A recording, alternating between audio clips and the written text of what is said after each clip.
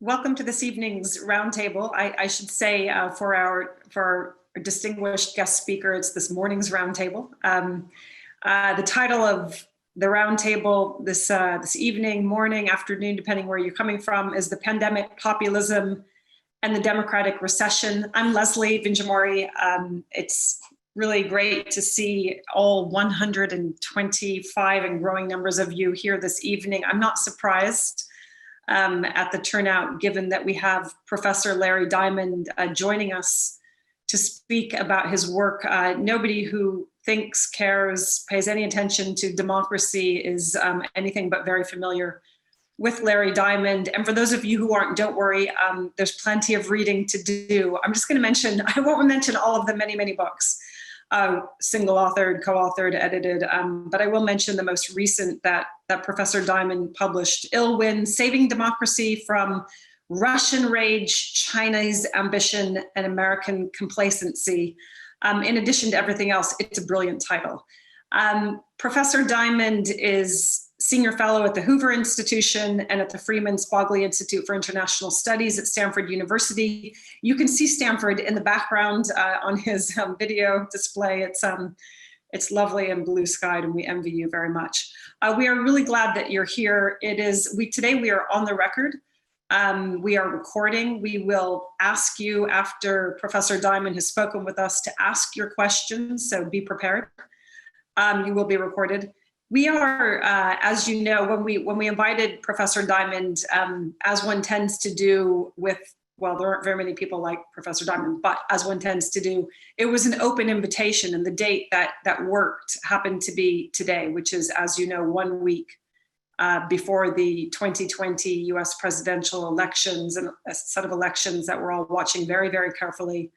And which has raised a lot of questions in our minds about democracy, certainly in the United States, and also America's role in supporting democracy across the globe. This is something that Professor Diamond has written about. He is quite well known for rejecting the idea that you have to have a certain set of preconditions in place to be, lucky enough to be a democracy.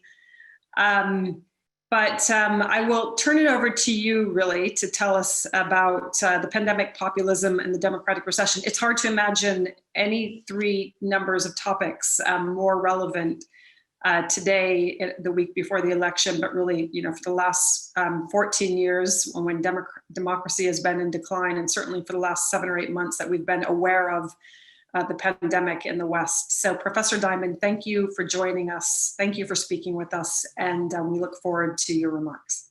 Great. Well, thank you, Leslie, for your incredibly warm introduction. It's a pleasure to be here with you at Chatham House, at least virtually. It's actually a little bit refreshing to not be under Chatham House rules. I'm happy to have this quoted, replayed, and whatever else you want to do with it, as long as it's faithful to what I'm saying. I am going to talk about the crisis. I don't think crisis is too strong a word, that democracy has fallen into globally. I'm going to start by tracking the descent of democracy over the last more than decade, what I call the global democratic recession. And then I'll talk about populism, and then I'll talk about the way in which the pandemic is accentuating these trends and the imperatives that we face as liberal democracies. So let me share my screen and get started, and ask for your indulgence for about 20 minutes. I want to begin by tracing for you what has happened to democracy in the later stages of what we've called the third wave of global democratization. And you see here 2 lines. The blue line on top with an aqua tinge is the trends in terms of the presence or not of democracy. This is the minimum standard of electoral democracy, where people can choose and replace their leaders in free and fair elections. And we're looking at the percentage of states over 1 million people, so the 145 or so larger states of the world that can be said to meet this minimum test of electoral democracy. And you can see how the third wave of global democratization started really very gradually in Southern Europe, Latin America, expanded to Asia, and then, and of course, Latin America. And then the big bang of the end of communism in Central and Eastern Europe, the transitions to democracy there in sub-Saharan Africa and in other parts of the world, so that by the early 1990s, we had a situation we've never had before in the history of the world, where the majority of states were democracies, a slightly smaller percentage of the majority of states over 1 million population were electoral democracies. And the percentage continued to rise, peaking at 57% in 2006. The second part of my story is what's happened since 2006, which has been a gradual descent in the number of democracies and in the percentage of states that are democracies through to last year, 2019, which was the first year since the end of the Cold War, in the early days of the post-Cold War, when the majority of states over 1 million population were not electoral democracies. And this was because, in my judgment, a number of countries last year, including the Philippines, Bolivia, Senegal, and Benin, simply ceased to be electoral democracies. You don't need to have a declaration of emergency rule or a suspension of the Constitution to have an end of democracy. You don't even have to have a fraudulent and stolen election. When the desecration of the basic rules of the democratic game, the tolerance of dissent and pluralism, and the ability of people to criticize and challenge, and of the media to report, descend below the minimum conditions for a free and fair election, that is enough, I think, to disqualify a country as a democracy. The orange line here tracks the trends among these larger states of liberal democracy. That is, countries that not only can choose their leaders in free and fair elections, but have reasonably high levels of liberty and rule of law. And you can see here that decline has been much more gradual, for the simple reason that most of the countries that have lost democracy in these last now 14 years have been the illiberal democracies of the world. Countries like Turkey, for example. I mentioned Bolivia. Before them, obviously, at the origin of all of this, Russia back around 2000, and so on. The Philippines has been a persistent illiberal democracy and is now heading into competitive authoritarianism. It's not just democracy, which I'm going to come back to in a moment. We know from the annual ratings of Freedom House how the world has changed again since 2006, this middle bar here. In terms of this ratio, every year Freedom House tracks changes in its 100-point scale of political rights and civil liberties. So we can compare the number of countries gaining in political rights and civil liberties to the number declining. And you can see from the end of the Cold War in 1991 through 2005, in most of these years, indeed all but 3, substantially more countries gained in freedom than declined. And I'd say that, the average ratio was probably 2 to 1 in terms of gainers to decliners. Sometimes You can see 6 different years, it was 2.5 to 1. That fell to slightly less than parity in 2006. And since 2007, for 13 consecutive years, we've had only 50 to 70% as many countries gaining in freedom as the number declining. We have seen a rising ratio of democratic breakdowns. I've divided the last 44 years into 11-year segments. The ratio of democratic failure of all the democracies that existed in this first period of the third wave, 1976 to 86, was 14%. 1 in 7 democracies failed. Then in the next 2 decades, it fell to about 11%. 1 in 9 democracies failed. Now in the last 11 years, we've had a failure rate of 19%. That's about 1 in 5 democracies. And it's not just been the kind of emerging market democracies that have been declining. You can see here that the United States, on the 100-point Freedom House scale, has declined significantly over the last decade or so in its level of political rights and civil liberties. And it's not much better than South Africa right now, or say Israel or the Philippines. It's of course still, I think, a liberal democracy, although note that The Economist magazine now classifies the United States as a flawed democracy for the last couple of years. And please note that the deterioration has been particularly sharp since 2016, when Donald Trump was elected president.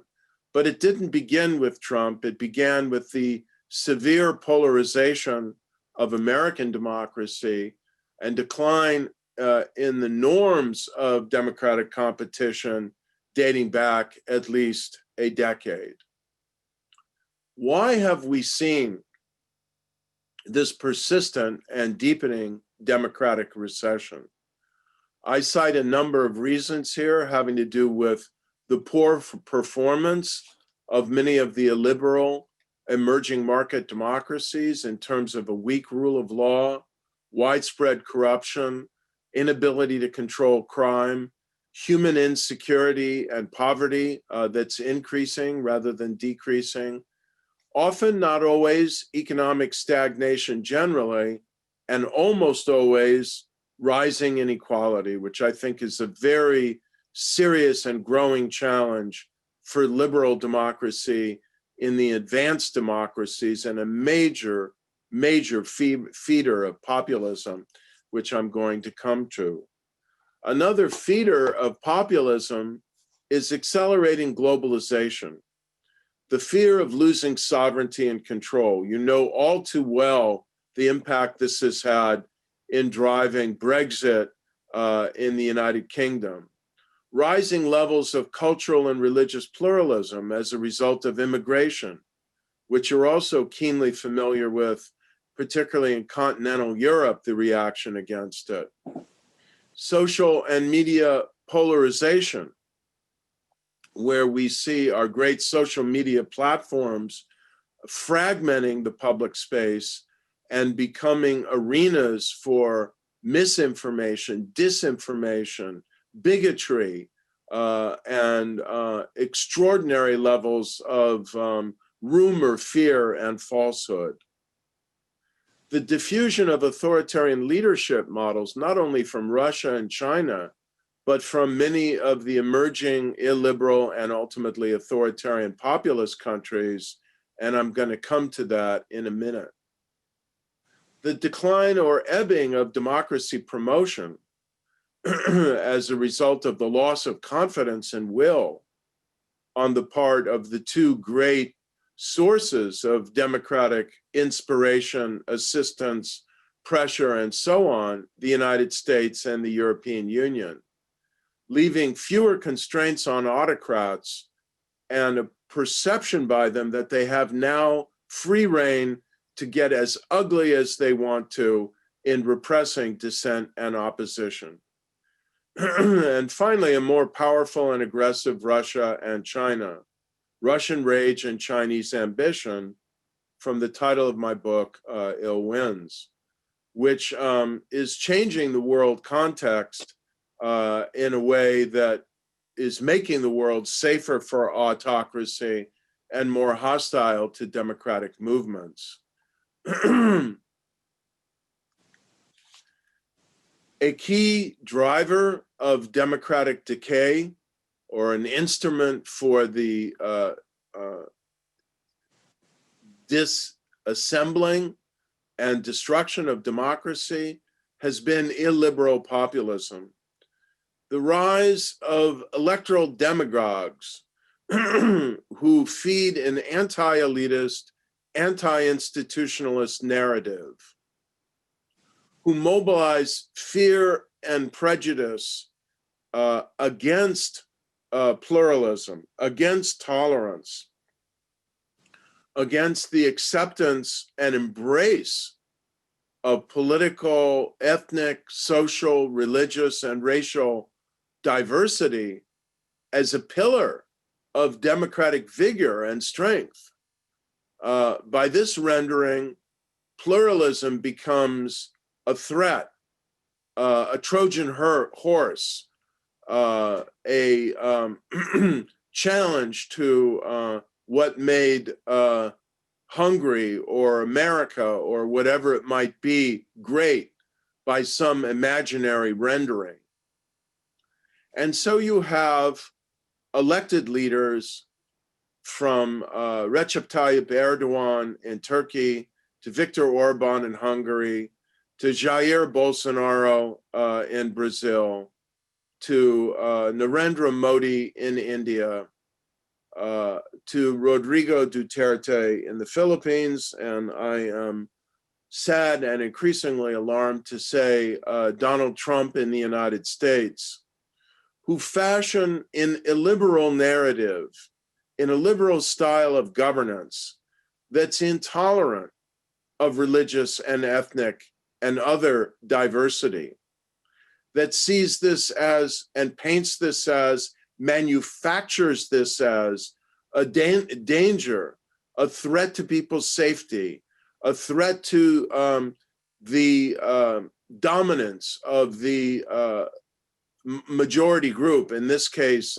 white Christian America, and that paints a situation of fear and emergency, that describes Mexicans as criminals and rapists coming across the border, and only allows for the coda that, well, I assume some of them are good people.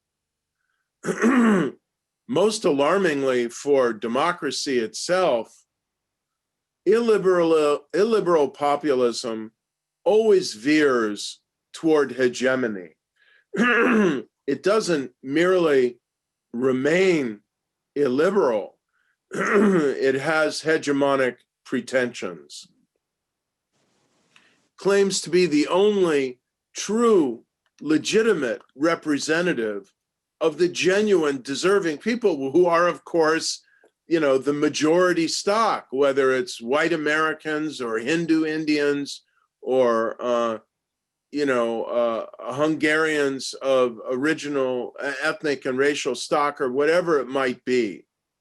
And anyone who doesn't fit with the populist, illiberal, anti-pluralist, anti-elitist narrative is considered to be an effete snob, a Trojan horse, disloyal, an arena of terrorism and treason and betrayal of the national interest.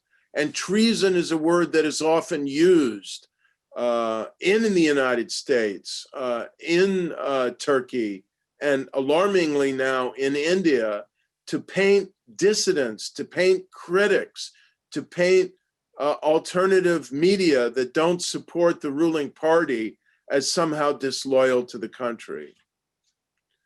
This form of governance, I'm not even calling it democracy any longer, because it veers in an undemocratic direction, is majoritarian in the extreme. It's plebiscitary. It seeks to erase all of the constraints and checks and balances that inhibit and eclipse and preempt tyranny of the majority. And of course, it mobilizes a hyper-nationalist narrative to breed suspicion of globalization in the outside world. That's the formula. And there is an extraordinary affinity between this populist formula for coming to power and this 12-step program, which I have elucidated in my book, Ill Winds, for deepening the control of power, weakening and marginalizing and silencing opposition, and gaining hegemonic control of the political system until you've reached the point in Hungary, in Turkey, in the Philippines, I think not yet in Brazil, the United States, or India, but worrisomely moving in that direction of no longer having a democracy at all. I know you can read faster than I can talk, so I'm not going to go over all of these 12 points, but I think they're well familiar to you, particularly if you've been watching, as I assume you have been, in very close proximity within the European Union, to the utterly masterful, if I can use that word, detached from any sense of morality, utterly masterful way that Viktor Orban, I think the most skillful populist of our time, has managed to surgically defenestrate opposition and transform the rules of the game to turn Hungary into a competitive authoritarian regime, while still somehow remaining a member in decent standing of the European Union. What should have been an impossible task that was facilitated by the lack of resolve of the democracies of the European Union until it became more difficult to do so with the rise of illiberal populism in other European countries like Poland. Now I want to come finally to the pandemic. And let me be blunt here. This is not a good story for democracy, and it is not a necessary or inevitable story for democracy. We need to begin, before we even talk about these numbers, with two facts. Fact number one,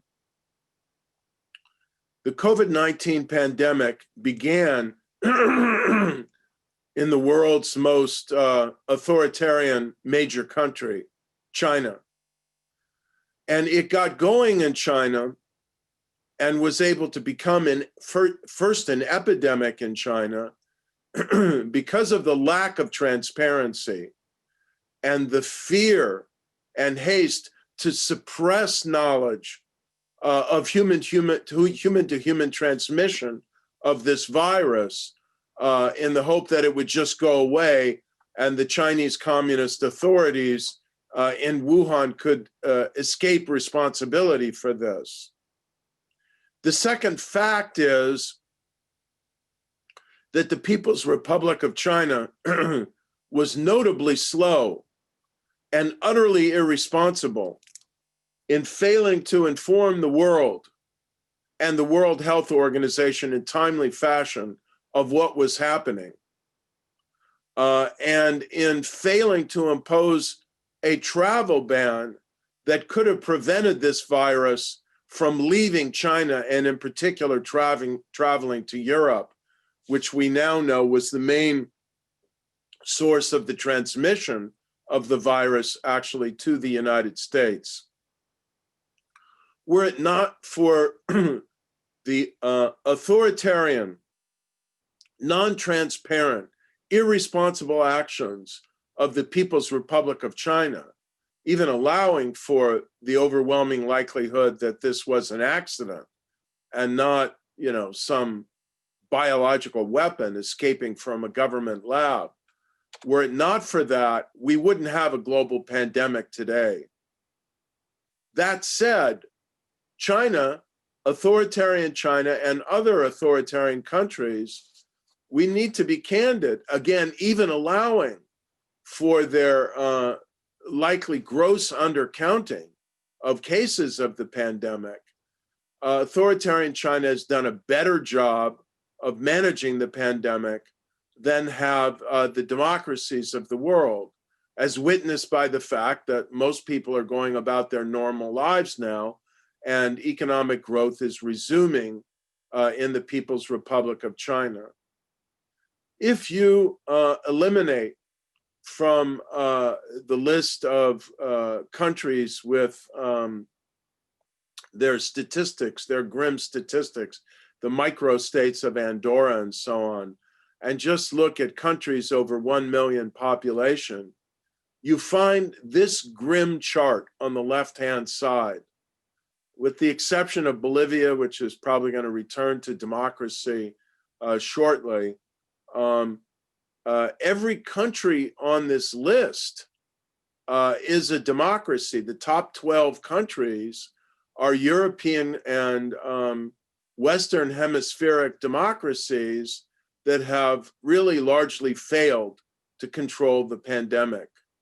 This doesn't mean, please now look at the chart on the right-hand side, that democracy is incapable of controlling the pandemic, but it means that most of the major democracies, the US, the UK, Brazil, Italy, and so on, we could add France to the list, have done really a poor job of managing the pandemic.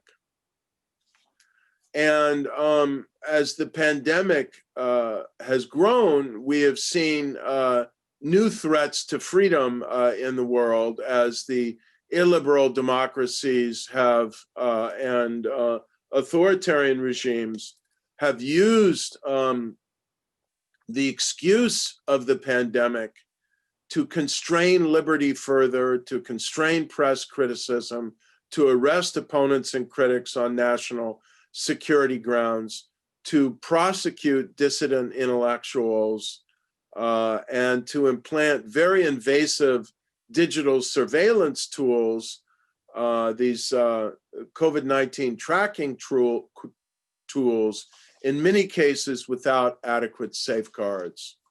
I want to close on two positive notes. There are ways that we can fight authoritarian populism, and I think we now know what the formula is. We've published some articles in the Journal of Democracy about how illiberal populism has been turned back in municipal elections in Turkey and in Hungary and in Poland, and how illiberal populism has been defeated in Greece. And it involves transcending, not playing into the populist instinct to polarize. It involves creating, I'd say, broad coalitions, big tents from the center out that speak to and welcome the previous supporters of authoritarian populism by appealing to them on bread and butter issues of performance, of meeting their needs, and now the imperative to control this awful pandemic, which illiberal populists like Bolsonaro and Trump have done, as you know, a horrific job of doing. It involves exposing the corruption, which inevitably seeps in as checks and balances get eroded, of populist leaders and their business cronies and their ministers and agents, to identify reforms to improve democracy and pursue those once elected. But as we know from much political science work, unfortunately, It's been one of the most sobering realizations for me in the United States. You're not going to win an election campaign against populism by campaigning on democracy. You have to speak to people's needs and challenge authoritarian populists on their performance failures. It involves embracing a civic form of nationalism, not xenophobia, but pride in nation and pride in democracy and freedom that are an integral part of what makes America great, what makes Britain great, what made Hungary and Turkey good countries until their populists erased them. And mobilizing in the spirit of transcending polarization, cross-cutting civil society alliances. If you can do that and bring about more responsible elected leaders, you can fight the COVID-19 pandemic with democracy. And this is my final slide and my final set of points. There is no intrinsic handicap that democracy has that makes it unable to control the pandemic. Germany has done a better job than other countries because it's had more trusted government that's lifted up and put forward science to manage the pandemic. It helps to have a scientist as chancellor in doing so. Germany, Japan, Taiwan, New Zealand acted early on to identify and isolate those infected, to engage in systematic contact tracing, to quarantine travelers and others who had the virus. We know that early, now it's not early in Germany or the UK, but still widespread systematic testing is indispensable. Using big data analytics to track the infection based on strong and transparent public health systems that, I repeat, are in the lead. Using the power of government, and Biden has called for invoking emergency powers, warlike powers, to take command of certain industries to manufacture the protective gear, the masks, the vials and things we need to produce and distribute the protective equipment and the vaccines we will need to fight the virus. And all of this requires trust in government, which means if we don't pursue bipartisan, not polarizing means of managing and meeting the pandemic and mobilizing the population, we're not going to get there. We need citizen compliance, to wear masks, to use hand sanitizer, to stay indoors, and to be responsible as citizens who feel a sense of shared social solidarity and commitment to the larger community. I want to say in conclusion that we cannot, as democracies, tackle and overcome this virus with the levels of polarization, disinformation, fear, and rumor mongering that we have in the social media age.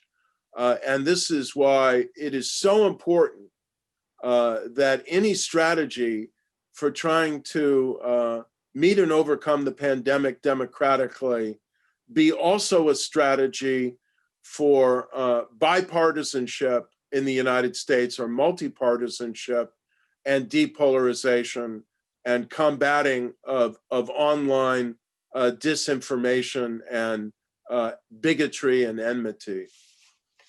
Thank you. Thank you, Larry. That's a tall order, but it's an important order. It's a tall order that you've given us. First of all, I'm going to ask you a question, but I want to say to all of you on the call, please use the raise hand function. Please get your questions out there. Don't be shy. Put your hands up.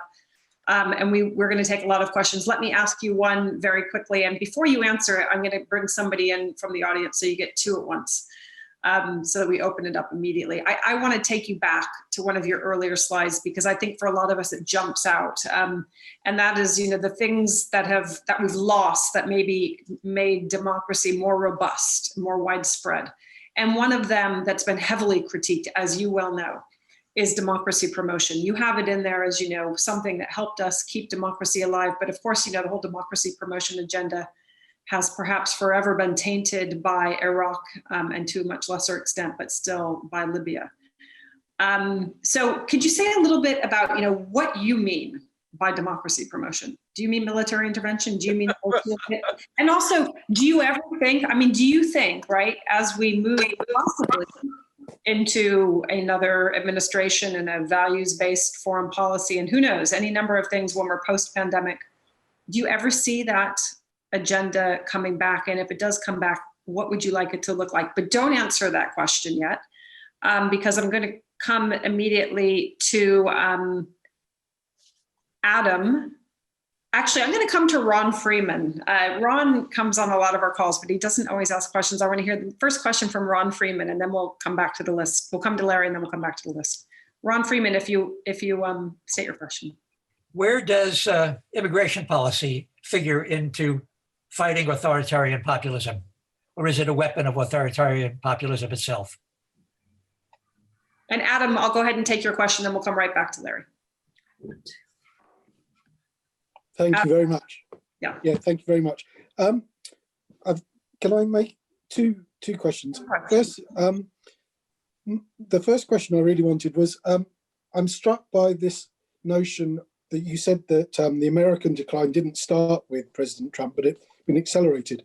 And it made me think, to what extent is this contingent on the quality of the leaders that we have? And can one leader make a big difference? And you're looking, so is it true that Angela Merkel is now the leader of the free world in the sense that Donald Trump isn't? And is there hope for emerging figures with the re-election of Jacinda Ardern, for example? And my second point was something that really struck me from your slides. You had the 7 criteria of illiberal democracies, and looking at my own country of the UK, and the current Boris Johnson government fulfills at least 5 of those. And on the next to the 12 step, it's already done 4 of them and is actively pursuing another 2. Is the UK the next big worry for us in the sense of that? So those are my 2 questions. Thank you. Thank you. I'm very glad you asked that second question, because it's good to have the UK right out front alongside America and everybody else that's potentially struggling on the democracy front. Larry, over to you. Okay, well, frequently I work backwards on a list of questions, so I will do so here. Look, I think there's no question that if you follow Boris Johnson's rise to the prime ministership and his campaign for the Conservative Party nomination, and some of the ways he's governed, which I haven't followed closely, frankly, in recent months, given everything else that's going on in the world and the deepening crisis of democracy in my own country. There's no question that he, has many of the features of populism. You say he meets 4 or 5 of the 7 elements. I think it does matter the degree to which democratically elected politicians reflect or embody these illiberal principles of anti-elitism, majoritarianism, hegemony, and so on and so forth. And I will say, we can debate it, that if you compare Boris Johnson to Donald Trump, I think he's a pretty weak imitation of the real thing. I think Donald Trump is the first president of the United States in our, since 1789, we're going back, 232 years, the first president of the United States to be truly an authoritarian personality who doesn't believe in democracy, doesn't pretend to believe in democracy, who prefers autocrats over Democrats, who has, as you know, contempt for our democratic allies, and who would, I'd say with glee, transform the United States into an authoritarian regime if he thought he could get away with it, and who is, in ways that I could detail, if we have time in this session, or if you give me another 3 hours, systematically trying to dismantle the checks and balances and pillars of our liberal democratic system. That doesn't mean that because Boris Johnson is a weaker imitation, that there's no reason to be concerned. But, and then you have the additional problem in the UK that you are a much more majoritarian democracy than the United States is. You lack the checks and balances, the written constitution, the depth of federalism that act as brakes on tyranny of not just the majority, tyranny of the plurality. I'm not saying that apathy is justified here. I'm just saying everything is relative. On the quality of leaders, of course that matters, but I personally think, in my opinion, this is not a partisan statement, that Barack Obama was a decent, good, inspiring, certainly far from perfect, democratic leader whose instincts were not polarizing, but who was forced to govern in a more partisan fashion by executive order and by a purely democratic majority to get Obamacare passed in the first year of his term, because of relentless, highly partisan, extremely polarizing Republican obstruction in the Congress, and the open, unapologetic declaration of the second most important contributor to our, declining fortunes as a democracy after Donald Trump, Mitch McConnell, the open declaration of the Senate Majority Leader that his task as Senate Majority Leader in those years, once he became Senate Majority Leader in, 2011, was to make Barack Obama a one-term president. Well, that's a great way to govern. Quality of leaders is not enough, at least not at the apex. You have to have quality of democratic politicians as well. And you have to have quality of democratic opposition as well. What happened to the principle of loyal opposition? What happened to the principle of truth and responsibility? What happened to the principle of democratic conscience in terms of Republican senators beyond Mitch Romney and occasionally Susan Collins and Lisa Murkowski being willing to stand up to a president's desecration of democratic norms? With respect to immigration policy, of course, it's very important in a democracy. But Democrats, let's put the burden on those of us who are liberals, so our liberal selves, also have a democratic obligation to listen to the people. And that doesn't mean accepting racist or xenophobic impulses, but it does mean that there is anxiety and there is absorbing diversity, managing pluralism, learning to live with, accommodate, and celebrate diversity. It requires adaptation. It's social change, and it's pretty profound. And if you ask too much of people too rapidly, you get reaction. This is the history of the United States. Read the great book by Seymour Martin Lipset and Earl Rabb, The Politics of Unreason. And you see whenever immigration spiked in American history, and you had well over 10, 12, 13% of Americans being firstborn immigrants, born abroad, that you do get these reactions. And so I think judicious slowing of immigration to buy time for adaptation, both of the immigrants and of the native-born citizens, is an important element of a long-term vision of trying to achieve a more democratic, a more pluralistic, a more tolerant society. Finally, with respect to democracy promotion, well, of course, Leslie, you know that, but it's important to clarify, I don't think seeking to invade and conquer a country and then impose a democracy is a good or sustainable way to promote democracy. The circumstances of our having done so in Germany and Japan were utterly unique as a result of the total war that they launched. And they're likely never to be repeated, let's hope. And so we have to use peaceful, incremental means of assistance, solidarity, support, and inspiration to promote democracy.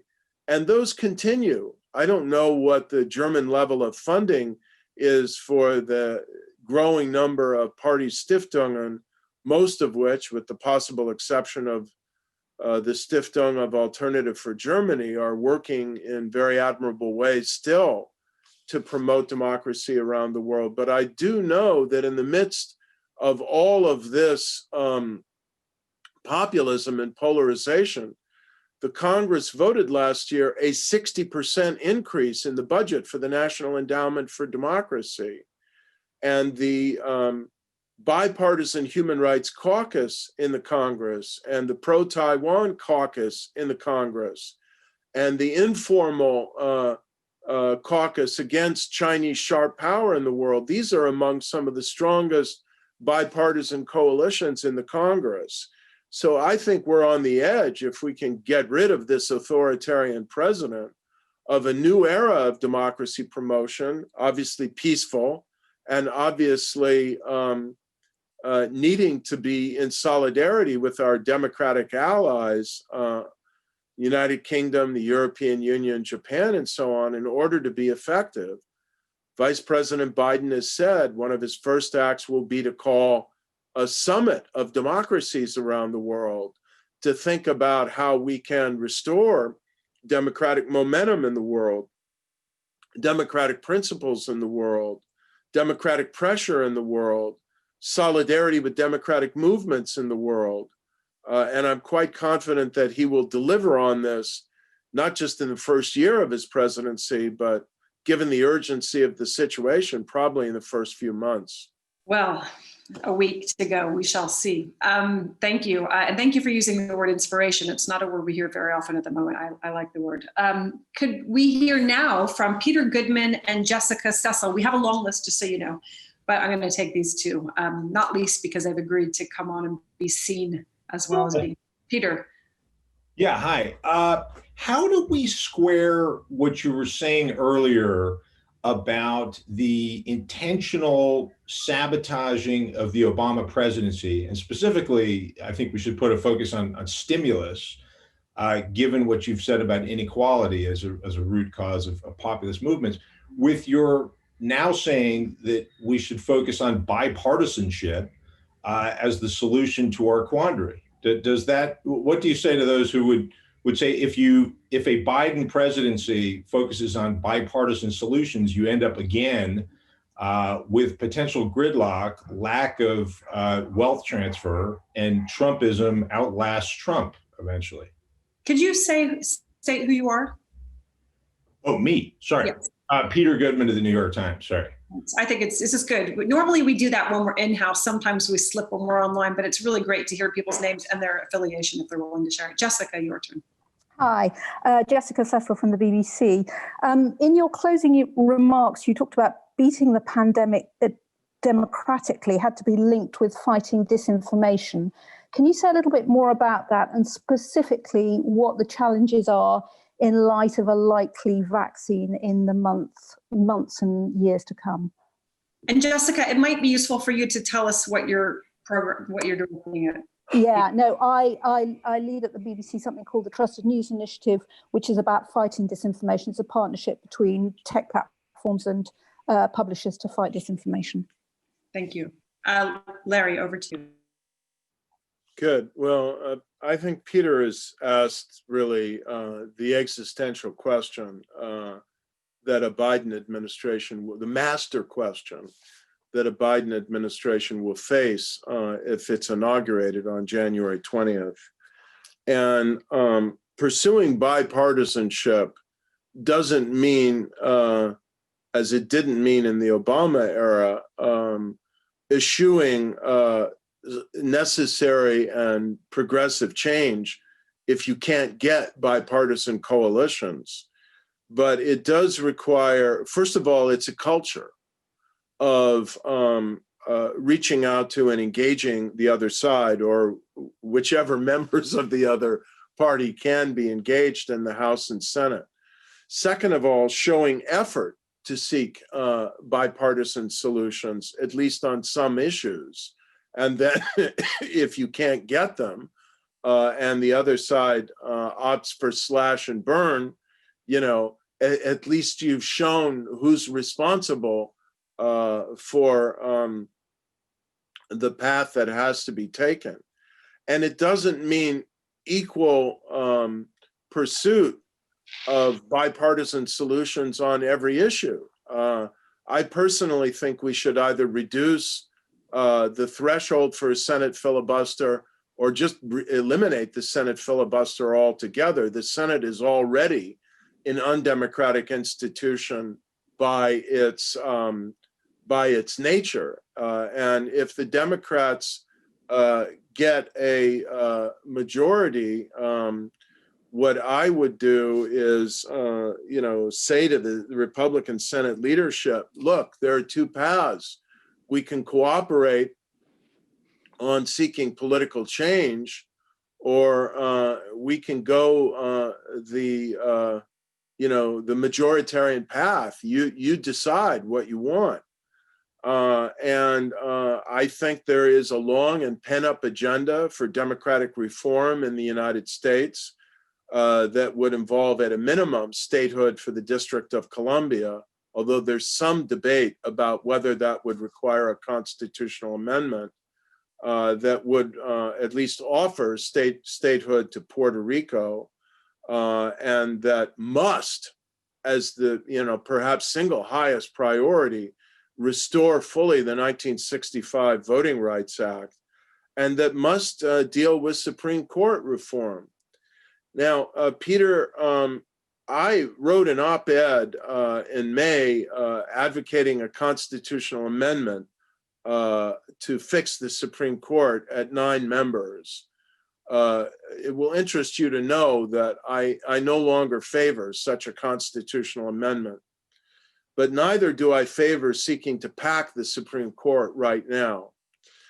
First of all, I have to tell you, even if we go the ultimate nuclear option of eliminating the filibuster, we're not going to get, unless we win 58 Senate seats, which I'd say is a statistical impossibility, we're not going to get 51 votes to enlarge the Supreme Court in the first term of Biden. It ain't going to happen. And I think that Manchin's not going to vote for it. I don't think Bennett's going to vote for it. If Greenfield wins in Iowa, I don't think she's going to be able to vote for it. And on and on. I mean, the way Democrats would get to a Senate majority would be by winning Senate seats in a lot of red states. I don't see John Tester and Steve Bullock voting to pack the Supreme Court and surviving as senators in Montana. What I do think we can do, just as an example here, because I don't want to go on too long, because 75% of the American public consistently over the last 3 years polled each year favor this, is term limits for the Supreme Court. And there's a debate about, you know, how far you could do that legislatively. But I think there are some strong ideas that, suggest it can be done by legislation if you keep the term limited Supreme Court justices on the federal judiciary after their term in the Supreme Court is completed. And if you start term limiting out by the age of service on the Supreme Court and allow only 18-year terms, as The Economist and I have separately recommended in different writings, I think you can get to a more just disposition of the US Supreme Court in a few years without the crude and much more polarizing instrument of court packing. So I think there's a lot we can do, but if you start, at least on some issues, by trying to build coalitions from the center out, you can just at least put the Republicans to the test and see what they're willing to do and put the onus on them if the only response they have is obstruction and deadlock. The first test of this is a bridge to Jessica's question, is going to be on COVID. There are two things there are multiple things we're going to have to do to turn the corner on what will be a horrifically worse situation with the COVID-19 pandemic on January 20th than what we face right now. First, we will really need to persuade people. I think legislating is going to be very difficult, to wear masks and socially distance. Second, we will need to funnel money to schools and other public facilities to enable them to retrofit and restructure to be able to begin to function in the midst of the pandemic. Third, we will need to persuade people to be vaccinated. Do you think we're going to be able to persuade the 33% or 30% of the American public who identify as Republicans to take the, quote, Biden vaccine without bipartisan embrace of a master plan to fight the COVID-19 pandemic? There's no way we can beat this pandemic back without bipartisan cooperation and the promotion of some degree of trust. So Biden is going to face an extraordinarily complicated challenge of selection and sequencing of what reforms to pursue from the center out through bipartisan coalitions, what reforms simply of a political nature, in particular in the early phase, have to be pursued by a more or less partisan stance. And these are going to need to be very strategically sequenced over time. Okay, those are really great questions. Thank you to Peter and Jessica. Let's come to Dee Smith, James Nixie, and Peter Evison. Dee? Thank you very much. Excellent, fascinating discussion. My question is, when you see a pattern like you presented at the beginning of the briefing of a widespread set of phenomena that are all going in a certain direction, and I'm talking about the decline of democracy and liberal democracy and all those associated things, you begin to want to look for ultimate causes as well as proximate causes. And I'd be very interested to see what you think the ultimate cause is, given how ubiquitous it is right now, might be. Is it broken social contracts, promises made and broken? Is it just the complexity of the modern world that makes people turn off and want simple answers? What is it? That's my question. Thank you very much. Thank you. That's great. And oh, and I forgot to say, you asked who we are. I'm Dee Smith. I'm president of Strategic Insight Group and chair of the Lozano Long Institute of Latin American Studies at UT Austin. Thank you. I wasn't going to push you, but I was asking your friend and my colleague Chris Sabatini. I'll come to James Nixie next. James, I'll let you introduce yourself. Thanks very much indeed, Leslie. Professor, thank you very much for a fascinating talk. As a Russianist, I run the Russia and Eurasia program and Europe programs at Chatham House alongside Leslie, but I'm very enamored with your thesis, because if you look at the trajectory of Russia and the and its actions, then everything you say makes sense. But I'm sort of aware of the counter thesis, whereby there's an awful lot of progress in the world beyond democracy. So, the work of people like Jonas Norberg have written that, nutrition has improved, sanitation has improved, life expectancy is better, more people out of poverty, fewer people killed by violence. Even the next generation is more promising, maybe on the environment. And I wonder if you feel that these other elements to global governance and global progress, I suppose, offset what you're saying about democracy, or if perhaps they can countermand or have an effect on the democratic decline you're talking to us about. Thank you very much. Thank you, James. And Peter Evison? Yeah, sorry, building on what the previous speaker said. I kind of thinking in Britain we had something called the Red Wall, which was where Johnson managed to break through into the, well, in American terms, Democratic Labour Party electorate. And I just think that there is an economic driver to why populists gain power initially. You could go back to Hitler in the 30s if you want. They gained that initial power and then do the things that you set out in your slides.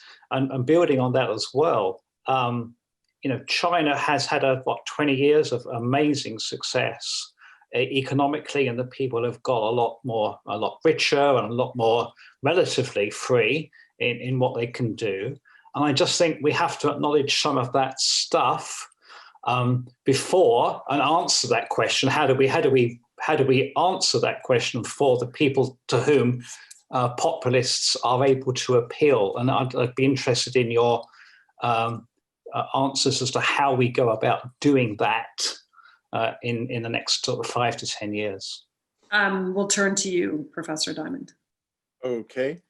I think we search in vain for a set of drivers of illiberal populism that are valid across all countries. I do think there is a constellation of factors that are valid more or less across the advanced industrial democracies. I don't think the exact same formula applies in emerging market countries like Turkey and India, but I think they feed in and that there are commonalities. So I'd say one basket of drivers is clearly economic. You called it, one of you did, D. Smith, the broken social contract. And whether that is, it's basically rising inequality, the declining living standards and jobs in real terms, or the flatlining of income progress of the working class, the breaking literally of the social contract in terms of job security, and well, in the US, healthcare and so on. I'd say economic insecurity and relative deprivation and economic marginalization is an important contributing factor. And so in advanced industrial democracies, we can't, and particularly I would say in the United States, we can't address the fertile social soil for illiberal populism unless we get at inequality and marginalization. But this leads to a second factor that liberals don't want to admit, and that is that a lot of the social base for Brexit, for Trump, for Boris Johnson, for law and justice in Poland, has to do with the gulf between the countryside and the city, and the arrogance of urban knowledge elites, people like myself, although, I am trying to work hard to overcome it, on college campuses and in Hollywood and New York and so on, that look at rural supporters of Donald Trump, or, the countryside that supports Boris Johnson, though that's hardly his only base of support, but it was a disproportionate base of support for Brexit. And it's a disproportionate base of support for Orban and Kaczynski in Poland and so on and so forth. Just note the fact that liberal democratic forces, win in electing the mayor of Budapest and so on, mayor of Warsaw. So there is a kind of contempt that views these people as a basket of deplorables, as hicks and know-nothings and crude, uneducated people. And this gulf is widened. I highly recommend to you the book by my colleague, Jonathan Rawdon, Why Cities Lose, about this gulf between the countryside and the cosmopolitan, well, in the US, particularly coastal cities in the United States, but it's a gulf that exists in a lot of advanced industrial democracies. And so if we don't work to, bridge that, transcend that, and forge new forms of dialogue across these divides, we're not going to overcome this. I will say, secondly, or I guess now thirdly, that there is a cultural dimension to this, which Ronald Engelhart and Pippa Norris have written about with their cultural backlash thesis. It's fear of social change. It's fear of the sudden infusion of greater cultural and religious pluralism.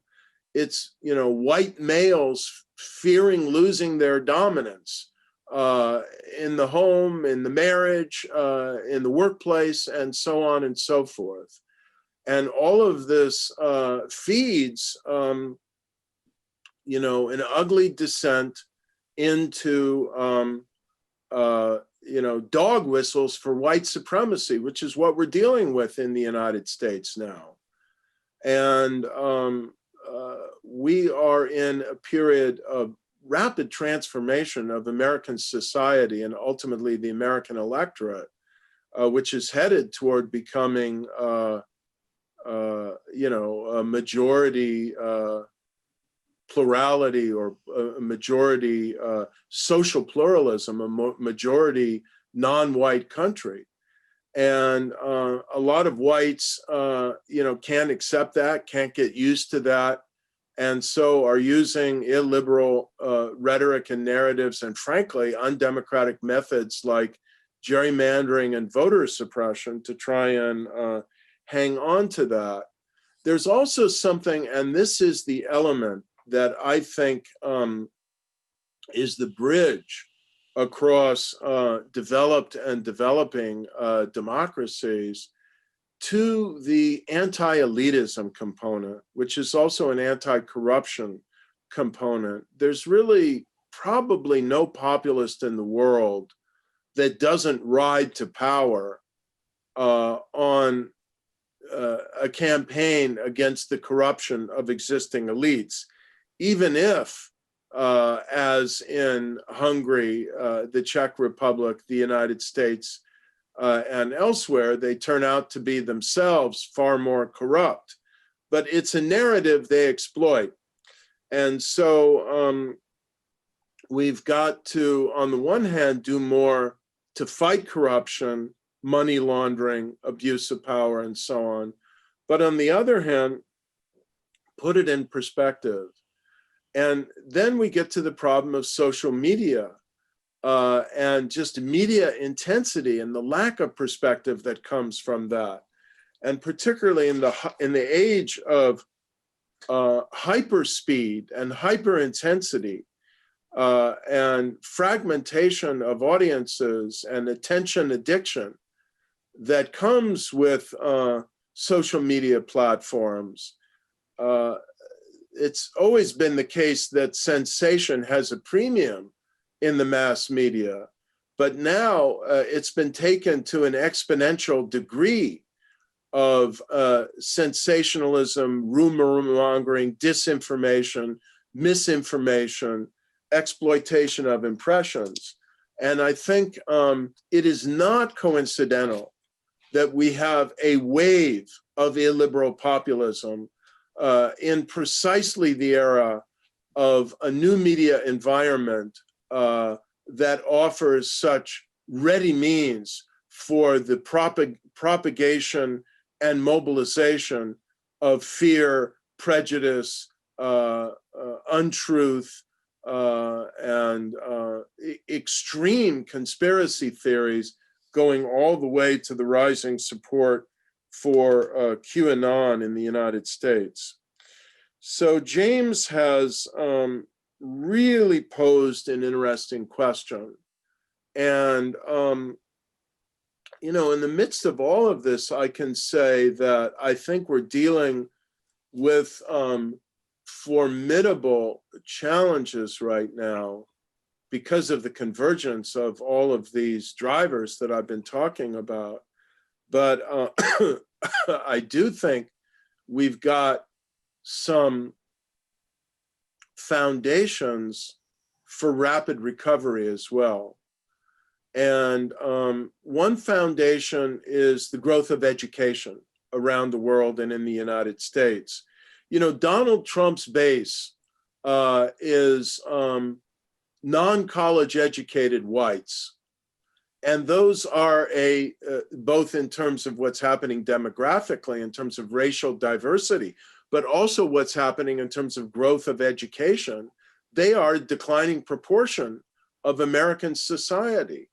And so as you promote college education, greater access to education, I do think you've got more to work with in terms of recovering, rebuilding, reviving democratic norms and reforming democratic institutions. We have a lot of Latin Americanists on the line here, I know, and I say hello to my old friend, Chris Sabatini. Look what just happened in Chile with this extraordinary referendum to write a new constitution to end the Pinochet era. That's the new generation of more educated and mobilized Chileans moving the country into a new era.